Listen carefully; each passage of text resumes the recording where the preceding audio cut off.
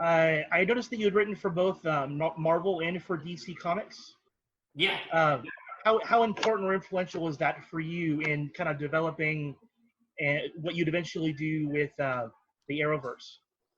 I think it was, I think, when you're a writer, everything's grist for the mill. And every project I've ever worked on in any medium has always helped provide another brick in that wall of education.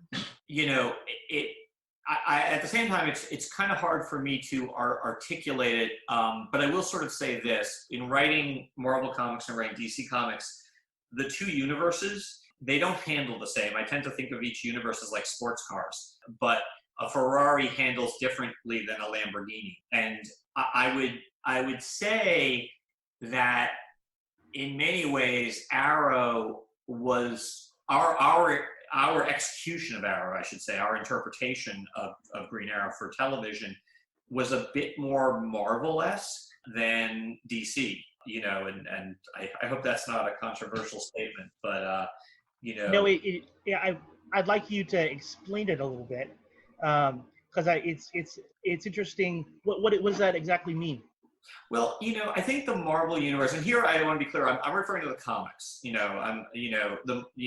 obviously there's the DC Cinematic Universe and there's the Marvel Cinematic Universe. In terms of the comics, Marvel has always sort of been the world outside your window. It's always had a bit more grounding to it, a bit more sort of man on the street kind of sensibility.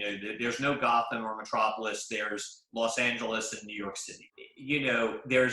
And I will say, there's also, as a result of that, there's a slightly darker tone, whereas the DC Comics has a more hopeful, sunny disposition. And I think, this difference, this dichotomy that I'm talking about is actually best represented by the amazingly incredible, seminal, never to be repeated again crossover that Kurt Busiek and George Perez did, JLA and Avengers. And by sort of taking the heroes from one universe to the other and vice versa, they really highlighted just, how the Marvel universe is different from the DC universe. I think that sort of grounded world outside your window sensibility was really driving a lot of the choices we made with Arrow.